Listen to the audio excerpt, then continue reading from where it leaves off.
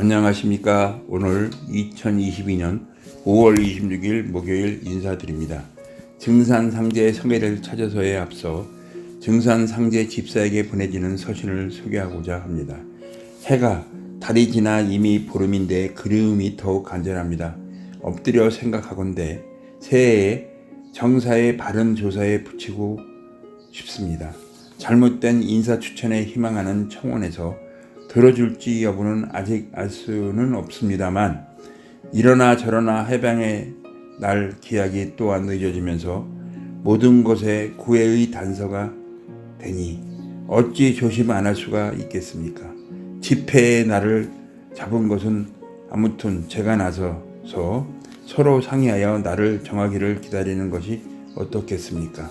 또 한 해 전에 저의 짐, 즉 묶은 문서를 봉하여 혹시 성녀가 모셔진 곳에 두었다가 이번 편에 보내는 것이 어떻겠나 생각을 해봅니다. 나머지 예를 갖추지 못합니다.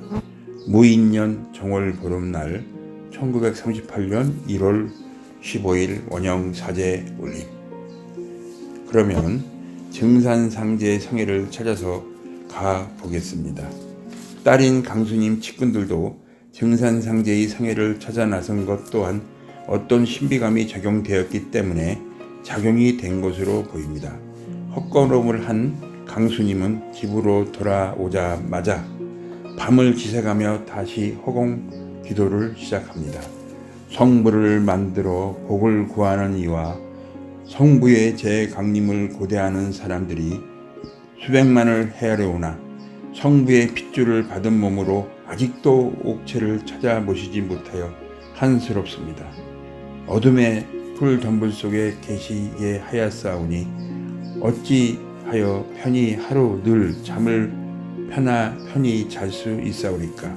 옥체를 빨리 모시어 명산대천에 안장한 후 사무쳐 지새운 이 사적을 적어 놓을 수만 있다면 죽어도 여한이 없겠사오나 계시를 주시와 저와 더불어 고생을 함께 한 형제들의 원을 풀어 주시옵소서. 그렇게 하여 말을 하였습니다. 한편 강수님으로부터 칠방을 받은 차경석의 동생 차윤경은 그날부터 증산상제의 성회가 어디 있는지 수소문하기 시작을 합니다. 차윤경은 비룡산으로 나무를 하러 잘 다니는 한일애를 불러서 얼마의 돈을 떼어주면서 그 당시 혹시 임자 없는 묘지가 어디에 쓰였는지를 묻습니다. 자네가 비룡산에 수없이 나무를 하러 다니는데 혹시 임자 없는 묘가 서 있는 것을 본 적이 있으신가? 어떤 묘는 어느 가문의 묘라는 것을 대개는 아는데 무슨 일이십니까? 혹시 비룡산 중턱에 증산상제님의 성회가 계신다는데 그 성회를 찾기 위해서 나는데 만약에 발견이 된다면 걸쭉하게 인사를 하겠네. 차윤경은 한인애와 그렇게 함께 비룡산을 올라가게 됩니다. 기억을 더듬으면서 샅샅이 임자 없는 묘를 찾아다닙니다. 그러던 중 봉분이 낮고 길이가 긴 묘를 발견하게 됩니다. 한인애는 그 묘가 주인이 뚜렷이 없다고 말을 합니다. 차윤경과 한인애는 아무도 몰래 그 묘를 파헤쳐 보게 됩니다. 그 봉분 속에서는 오칠이 된 까만 관이 나왔고 그 관에는 하얀 백지가 솜처럼 덮여져 있었습니다. 그러나 증산상제의 성이라는 것을 확실할 만한 근거가 있는 자료가 들어있지는 않았다고 합니다. 그러나 차윤경은 그 묘가 증산상제의 것이 틀림없다는 쪽으로 결론을 내리게 됩니다. 그는 기쁘게 숨을 몰아쉬면서 비룡산을 내려왔습니다. 그리고 바로 그의 아내를 부릅니다. 지금 당장 당신은 오리알터의 강수님 교주한테 가서 증산상제님의 성회를 찾았다고 전해주시오. 그리고 이 사실을 다른 사람에게 일체 알려서는 안 돼요. 알겠소? 라고 그대로 전하시기에 네, 알겠습니다. 제가 그곳에 가서 또 할 말이 있나요? 최윤경은 그 아내에게 자세히 또 설명을 해주면서 이 사실이 외부로 알려져서는 절대 안 된다고 또 제 다짐을 받게 됩니다. 바로 차윤경의 아내는 증산 법정교의 본부가 있는 오리알토로 달려갑니다. 그리고 강순인 교주를 만나게 됩니다. 정읍 차윤경 씨 집에서 왔습니다.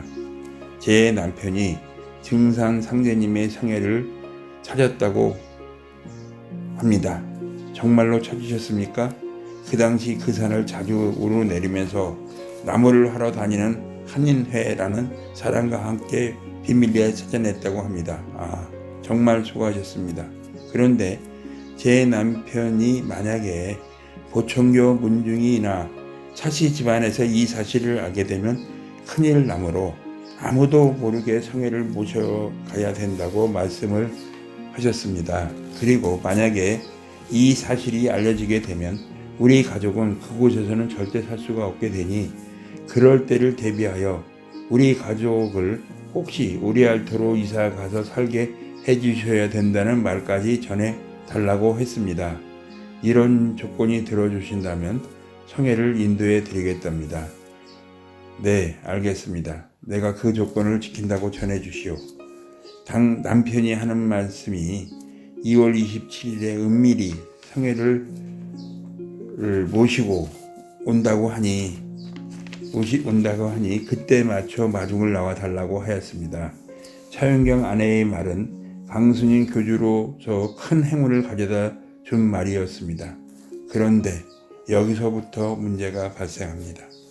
당시 증산 상제의 성애를 모시고 간 이들의 증언을 듣지도 않고 남욱군 한인회의 말만 듣고 임자 없이 방치된 그 요구리 어떻게 증산 상제의 성애일 거라고 확신을 할 수 있다는 말입니까? 상식적으로 판단해 보면 한국이 낳은 대성인으로서 모시는 자신의 스승이신 증산 상제의 성애를 차경석 교주는 왜 이런 식으로 산중에 방치하다시피 모셔 놓았단 말입니까? 하여튼 한밤중에 역사가 이루어지게 되었습니다. 강스님 교주는 보청교와 차시 문중들이 알지 못하게 밤을 이용하여 차윤경이 비밀리에 모셔온 성애를 증산상제의 성애를 받아들입니다. 강스님 교주의 4차원의 이상의 세계를 오가는 계시가 확실성으로 큰 작용을 하게 됩니다. 증산상제의 성애를 모시고 온 강스님 교주는 다시 기도를 올립니다. 바로 증산상제의 응답을 받았다고 기록이 되어 있습니다. 수고했다 스님아. 3월 3일에 봉안식을 해다오.